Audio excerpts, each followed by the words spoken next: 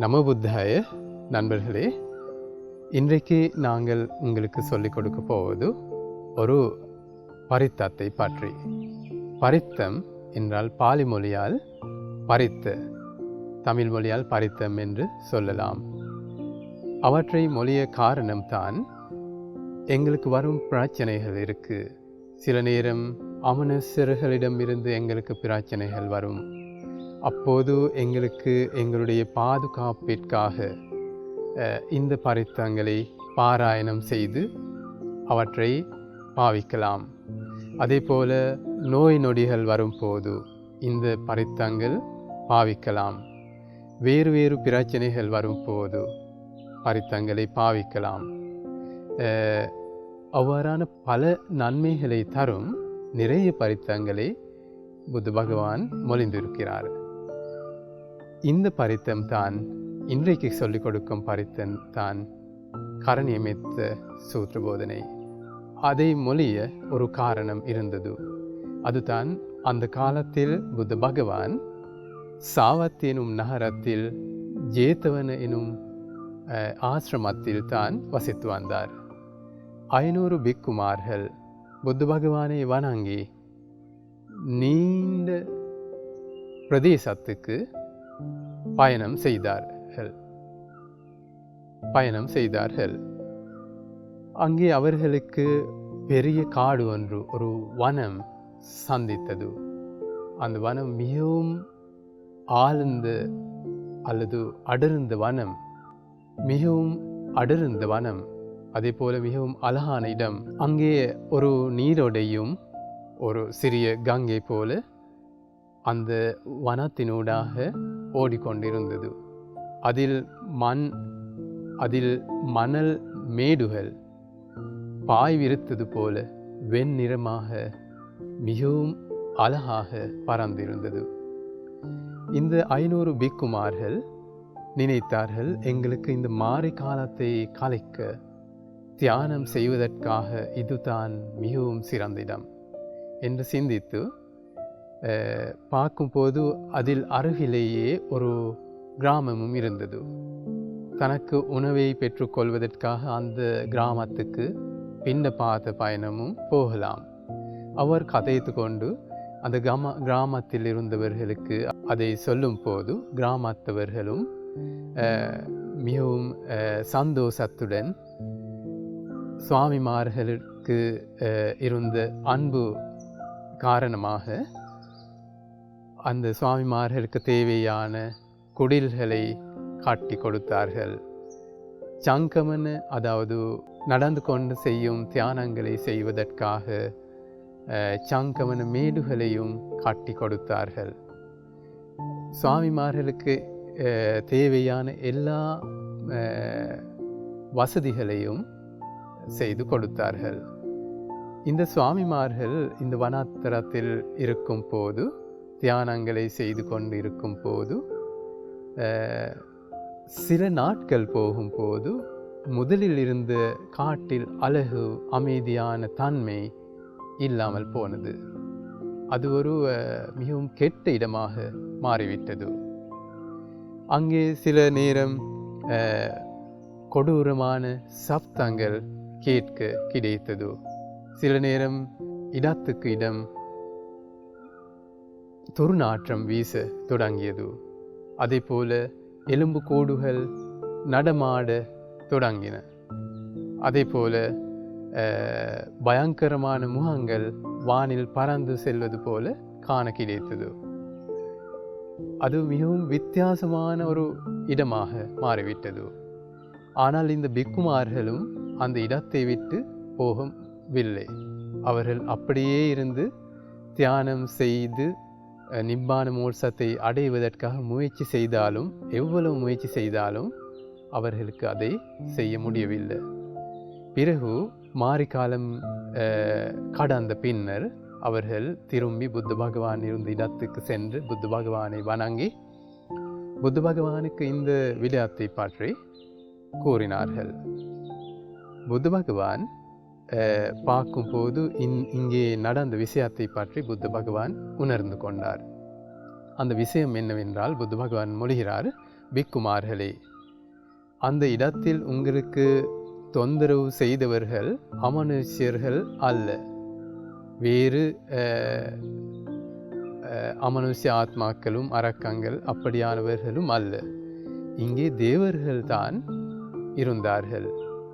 புத்த பகவான் மொழிகிறார், மரங்களில் வசிக்கும் தேவர்கள் இருக்கிறார்கள் தானே. அந்த தேவர்கள் இந்த பிக்குமார்கள் அந்த வனத்துக்கு போன பிறகு பிக்குமார்கள் மரங்களின் கீழே அமர்ந்து கொண்டு தியானங்களை செய்யும் போது மரம் மேலே தேவர்களுக்கு இருக்க முடியாது.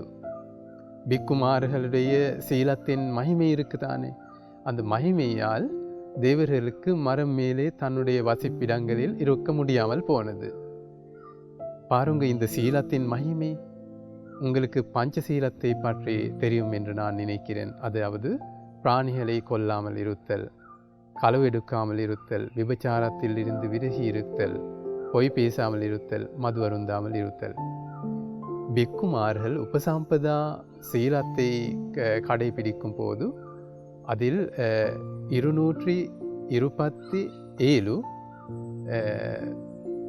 சிக்கா பதங்கள் அல்லது ஒழுக்க முறைகள் இருக்கு. அது சாதாரணமாக பிரதானமாக பிரித்து பார்த்தால் இவற்றை இந்த சில சிக்கா பதங்களை மிகவும் அதிகமாக இருக்கிறது. இந்த சிக்கா பதங்கள் மிகவும் அதிகமாக இருக்கிறது. 1 கோடி சீலம் பிக்குமார்களுக்கு இருக்கு என்று சிலர் சொல்கிறார்கள். அதுதான் உபசம்பதா பிக்குமார்கள் கடைபிடிக்கும் சீலம். அப்படியான மிகவும் உயர்ந்த சீலம். இந்த சீலத்தின் மகிமையால் தான் அவர்கள் தேவர்களாக இருந்தாலும் அவர்களுக்கு மரம் மேலே இருக்க முடியாது. அதே போல் அது மட்டும் இல்லை, சாதாரணமாக தேவர்கள் குணமுள்ளவர்கள், பண்புள்ளவர்கள், கௌரவம் அளிக்க வேண்டியவர்களுக்கு அவர்கள் கௌரவம் அளிப்பார்கள். இங்கே கௌரவம் அளிக்க வேண்டியவர்கள் கீழே இருக்கிறார்கள், அவர்களுக்கு மேலே இருக்க முடியாது. அந்த காரணம் இங்கே இருக்கும் ஒரு விஷயம். புத்த பகவான் மொழிகிறார், இந்த சீலத்தின் மகிமையால் தேவர்களுக்கு மேலே இருக்க முடியாமல் அவர்கள் கீழே இறங்கினார்கள். இறங்கி அந்த இடத்திலிருந்து விலகி இருக்கும் போது அவர்கள் கதைத்தார்கள். இந்த பிக்குமார்கள் சில நாட்கள் போகும்போது இங்கிருந்து விலகி திரும்பி தன்னுடைய பயணம் செல்வார்கள் என்று தான் முதலில் அவர்கள் நினைத்து கொண்டு இருந்தார்கள். ஆனால் பிக்குமார்களும் செல்லாமல் அங்கேயே தங்கி மாறி காலத்தை கழிக்க தொடங்கும் போது அங்கே இருந்த தேவர்களுக்கு அது பெரிய தலைவலியாக இருந்தது. அவர்களுடைய வசிப்பிடங்கள் இல்லாமல் போனது. அதுக்கு பதிலாகத்தான் அவர்கள் இந்த பிக்குமார்கள் மிகவும் விரைவில் இந்த இடத்திலிருந்து விரத்தி விட வேண்டும், போக செய்ய வேண்டும் என்று நினைத்து தான் தேவர்கள் அவ்வாறு செய்தார்கள். ஆனால் பிக்குமார்களும் அவ்வாறு போகாமல் இருந்தார்கள். பிறகு புத்த பகவான் மொழிந்தார், பிக்குமார்களே, அந்த இடத்துக்கே செல்லுங்க, சென்று இந்த கரணியமெத்த எனும் சூத்திர போதனை இதை பாராயணம் செய்யுங்கள். 1 கோடி 500 பிக்குமார்கள் 1 கோடி கரணியமெத்த சூத்திர போதனை பாராயணம் செய்யும் போது எப்படி இருக்கிறது? அது அப்படி செய்ய என்று புத்த பகவான் மொழிந்தார்.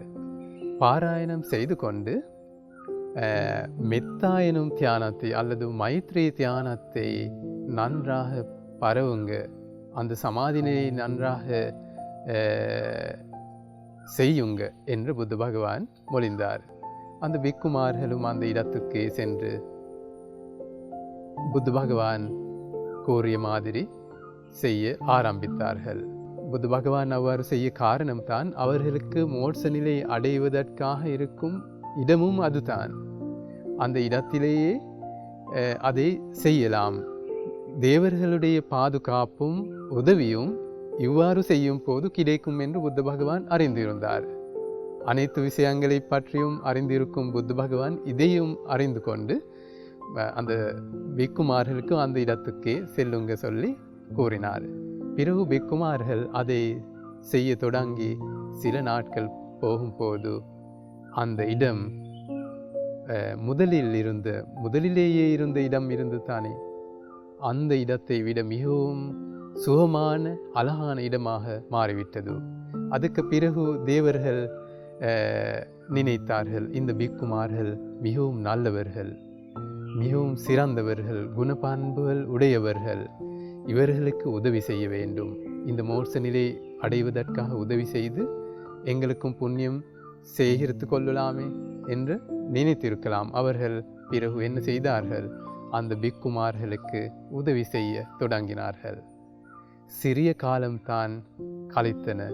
பிக்குமார்கள் நன்றாக சமாதி நிலை அடைந்து தியான நிலையை வளர்த்து விரைவில் அரஹந்த பிக்குமார்களாக மாறினார்கள்.